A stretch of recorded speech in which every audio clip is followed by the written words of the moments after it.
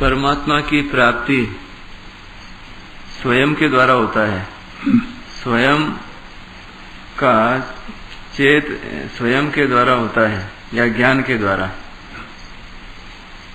ज्ञान का चेत मन बुद्धि के द्वारा होता है। परमात्मा की याद रखना है या प्राप्त परमात्मा को मानने शरण होने के बाद सब काम अपने आप हो जाता है। ऐसा नहीं कि काम पहले हो जाए बाद में माने। ऐसा अनुभव हो रहा है स्वयं के द्वारा। प्रश्न ढंग से आया नहीं थी। मैं तो इतना समझा हूँ कि स्वयं के द्वारा होता है कि ज्ञान के द्वारा होता है, और ज्ञान है जो मन बुद्धि के द्वारा होता है, और मन बुद्धि है उनमें काम जो आप साफ होता है करने से होता है। क्या होता है यही मतलब है कि नहीं? मैं ठीक से समझा नहीं हूँ प्रश्न ठीक समझ उत्तर क्या देंगे?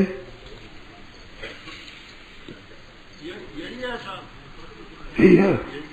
हाँ, तो ये बात गलत है। मन बुद्धि के द्वारा ज्ञान होता है, ये बात गलत है। मन बुद्धि के द्वारा ज्ञान होता है संसार का, परमात्मा ज्ञान नहीं होता। ये गलती है। परमात्मा तत्व का बोध मन बुद्धि के द्वारा नहीं होता। इसमें शंका बोलो। स्वयं के द्वारा होता है। स्वयं के द्वारा होता है। स्वयं के द्वारा होता है। स्वयं आत्मान वेत्थत्वं पुरुषोत्तम। स्वयं आत्मना आत्मान वेत्थत्वं पुरुषोत्तम। और प्रजाति यदा कामान सर्वान पास मनोगतान आत्मन्येव आत्मना तुष्ट स्थित प्रज्ञस्तुच्यते उद्धरेद आत्मना आत्मानं आत्मानं संसारियेत। तो आत्मना ही आत्मा नहीं आता है, मन बुद्धि द्वारा नहीं होता। ये यहाँ गलती है। और परमात्मा तत्व का ज्ञान ज्ञान से होता है, स्वयं को होता है। तो ज्ञान स्वयं स्वरूप ही ज्ञान स्वरूप है। वो ज्ञान से कह दो चाहे स्वयं से कह दो, कोई फर्क नहीं। कहीं ज्ञान से कह देते हैं, कहीं स्वयं से कह देते हैं। तो स्वयं की ज्ञान रूप है, ज्ञान की स्वयं रूप है। ये दो चीज नहीं है ऐसा। अब इसमें शंका पूछो, तुम्हारा संदेह रहा हो वो पूछो, निश्चय को पूछो।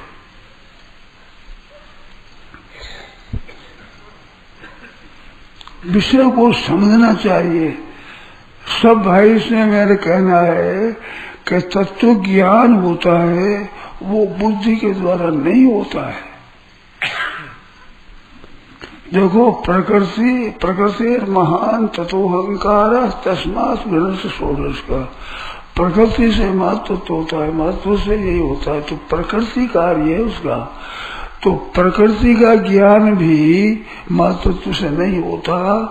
जैसे मिट्टी से बना हुआ घड़ा पृथ्वी को भी अपने में नहीं समा सकता, तो आकाश को कैसे भर लेगा?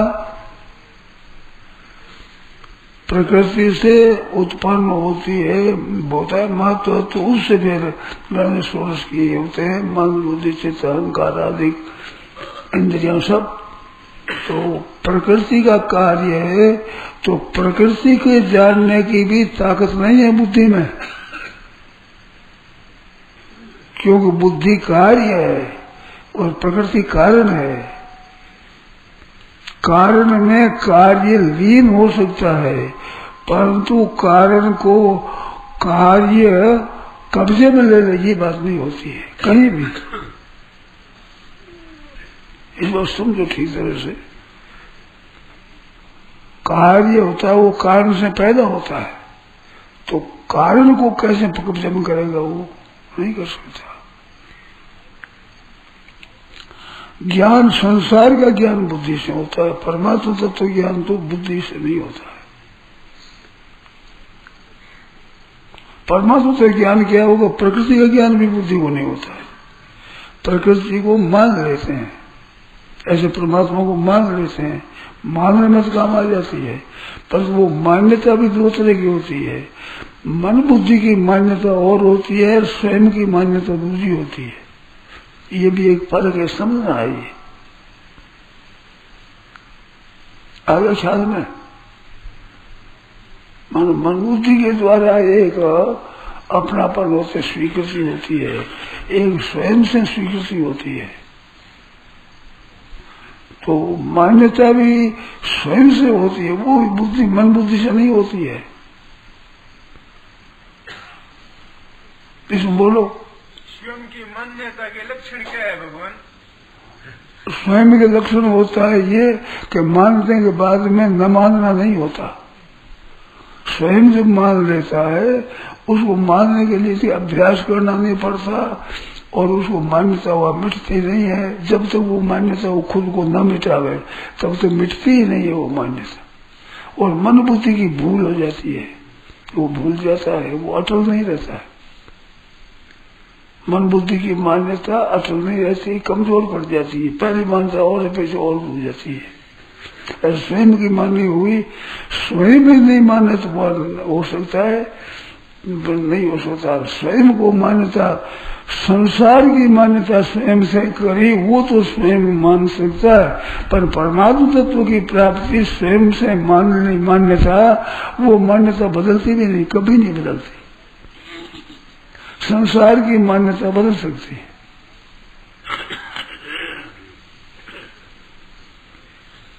बोलो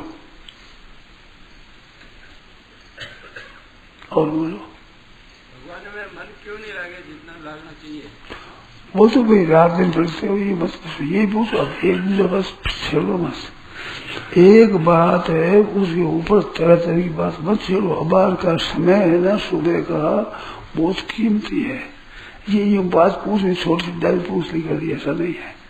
अभी का समय बहुत कीमती है, तो इसी विषय में पूछो। मान्यता है उस विषय में,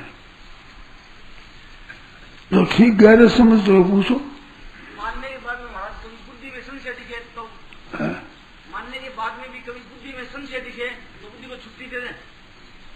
क्या करो? मानने के बाद में अगर बुद्धि में दिखे तो बुद्धि को छुट्टी दे दें, ऐसा कह रहे हैं। समझे नहीं है, ना मान्यता को समझे ना बुद्धि को समझे, समझे नहीं है। समझ कर प्रश्न करो। परमात्मा को मानने के बाद में भी बुद्धि में कभी संशय दिखाई दे, संदेह नहीं होगा। अगर संदेह होगा तो कच्ची है बात। बुद्धि के द्वारा मन के द्वारा मानी है।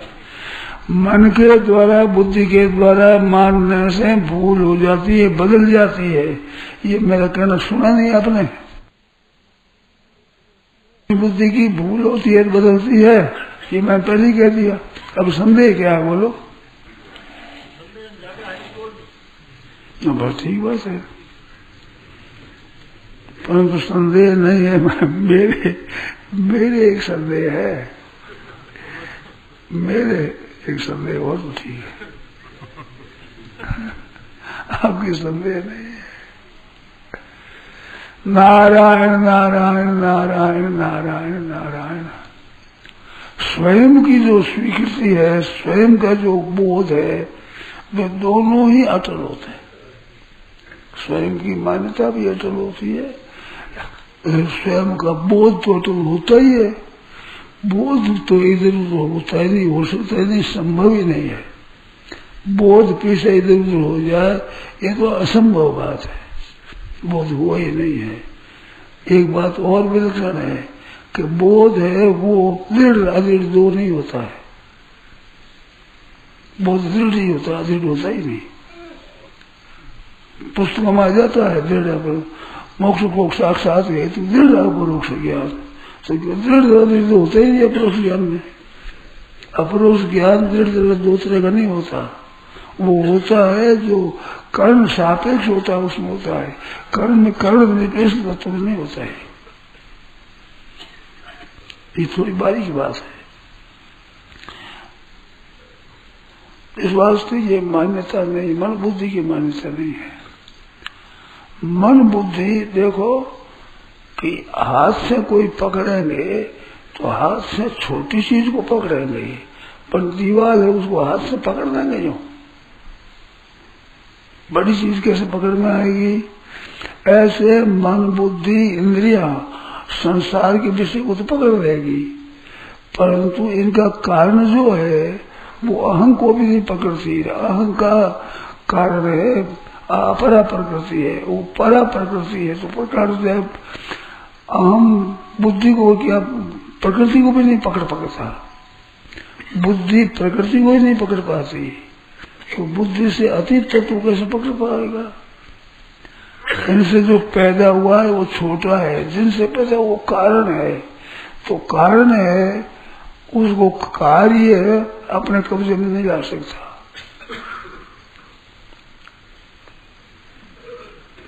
और स्वयं कार्य नहीं है, स्वयं तो स्वयं है। ये कार्य न पैदा होने वाला, कारण न हो जिसने पैदा वो कारण। जैसे बाप है वो कारण है, बेटा कार्य है। जैसे मिट्टी कारण है, घड़ा कार्य है। जैसे सूत कारण है और कपड़ा कार्य है, ऐसे कुम्हार है वो कारण है, घड़ा कार्य है। कारण भी दो तरह का होता है, उपादान कारण होता है, निमित्त कारण होता है। तो कुम्हार और मिट्टी दोनों घड़े के कारण है। तो घड़ा बनता है मिट्टी से, तो मिट्टी उपादान कारण है और कुम्हार निमित्त कारण है। तो घड़ा ना तो कुम्हार को कब्जे में ला सकता है, ना मिट्टी को कब्जे में ला सकता है। घड़ा दोनों का कार्य है। उपादान कारण तो सदा साथ में रहता है, वो होता है। वो निमित्त कारण जो साथ बढ़ जाता है, साथ में नहीं रहता है। इस वास्ते कारण को कार्य अपने कब्जे में नहीं ला सकता। ऐसे बुद्धि से परमात्मा तत्व का बोध नहीं होता। उपादान साथ में रहता है। उपादान मिट्टी से घड़ा बना तो घड़े के साथ मिट्टी रहेगी ही, मिट्टी निकाल कर घड़े मिट जाएगा। सोने का गहना है, उनका कारण है सोना, एक है सोनार, तो सोनार तो है निमित्त कारण और उपादान कारण है सोना। और सोना गहने में से निकालोगे तो गहना नहीं रहेगा, उपादान कारण साथ रहता है। तो ये प्रक्रिया थोड़ी पुस्तक में पढ़ने से आता है, पढ़ाई भी नहीं है, समझ नहीं आती। सुनने से मान लेता है, तो सुनने से पढ़ाई हो गई, समझेगा। ये बात है। तो परमात्मा सबका कारण है, तो परमात्मा प्रकृति के भी वश में नहीं होते तो बुद्धि के वश में कैसे हो जाएंगे। प्रकृति भी प्रकृति है, वो भी परमात्मा को नहीं पकड़ पाती, अनादि होने से प्रकृति है। अच्छा, और प्रकृति जो कारण है, एक और बात बता, मैं ध्यान देकर आप सुनो। जैसे घड़ा मिट्टी से बनता है, ये बात बरोबर ठीक है, परंतु पृथ्वी जितनी है वो केवल चिकनी मिट्टी नहीं है। घड़ा चिकनी मिट्टी से ही बनेगा, बालू से नहीं बनेगा, बाणे से नहीं बनेगा घड़ा। ऐसे पृथ्वी सबसे जितनी प्रकृति है वो सब की सब प्रकृति संसार उत्पन्न नहीं करती है। प्रकृति के किसी अंश में संसार की उत्पत्ति होती है। जैसे पृथ्वी के किसी अंश में चिकनी मिट्टी में ही घर निर्माण शक्ति से स्निग्ध मिट्टी वर्तते, चिकनी मिट्टी में ही घड़ा बनाने की ताकत है। चिकनी मिट्टी नहीं हो तो पृथ्वी घड़ा को नहीं बना सकती। ऐसे संसार का निर्माण करने वाली जो प्रकृति है, उस प्रकृति के किसी एक देश में ही संसार पैदा होता है। प्रकृति के संपूर्ण में संसार पैदा नहीं होता। तो प्रकृति विचारी, जैसे बुद्धि विचारी बात तो प्रकृति के किसी अंश में है, तो प्रकृति को कैसे पकड़ेगी। घड़ा तो किसी अंश में है पृथ्वी के, घड़ा बढ़ने की शक्ति भी संपूर्ण पृथ्वी में नहीं है, पृथ्वी के किसी देश में है। ऐसे प्रकृति के किसी देश में बुद्धि की पैदा हो रही है, संसार की पैदाइश है प्रकृति के बहुत थोड़े देश में। पृथ्वी में चिकनी मिट्टी थोड़ी होती है, दूसरी मिट्टी थोड़ी होती है, बताओ। घड़ा बनाने की शक्ति संपूर्ण पृथ्वी में है क्या? कि पृथ्वी के चिकनी मिट्टी के हिस्से में ही घड़ा बनाने की शक्ति है, और दूसरी पृथ्वी तो बहुत लंबी चौड़ी है, उसमें घर बनाने की शक्ति नहीं है। ऐसे प्रकृति के किसी अंश में संसार बनता है, सब अंश में नहीं बनता है। और वो प्रकृति घड़े में कैसे आ जाएगी? और प्रकृति परमात्मा के किसी अंश में है, जैसे आकाश किसी अंश में तारा है, इस तरह से एक अंश में वो सब आकाश को कैसे पकड़ लेगा? तो बुद्धि बिचारी क्या करेगी? बुद्धि तो प्रकृति तक ही नहीं पहुंचती, प्रकृति के एक देर से पैदा होती है। ये समझ में नहीं आता तो पूछो, इनमें संदेह हो तो पूछो, ऐसी बात है। तो मन बुद्धि से आप मन को बुद्धि को परमात्मा में लगावे, परमात्मा का चिंतन करें, परमात्मा का जिसने करें तो मन बुद्धि को परमात्मा की तरफ लगा सकते हो। अरे मन बुद्धि को नहीं, जीव को लगा राम राम राम राम राम कर सकते हो। मानो जिह्वा परमात्मा को पकड़ नहीं सकती, परंतु परमात्मा के सन्मुख हो सकती है। मन बुद्धि परमात्मा को नहीं पकड़ सकते, परंतु मन बुद्धि परमात्मा के परायण हो सकते हैं। शरीर परमात्मा को पकड़ता नहीं, मन शरीर परमात्मा के परायण हो सकता है, भगवान की तरफ भी हो सकता है। तो कारण की तरफ कार्य सबके सब कारण की तरफ हो सकते हैं, मन कारण को पकड़ नहीं पाते। मान कारण में लीन हो सकते हैं, मन कारण कार्य में लीन नहीं हो सकता। घड़े सबके सब मिट्टी बन जाते हैं, बनी जाएंगे, बनेंगे ही, पर घड़े में किसी में मिट्टी नहीं आ जाएगी।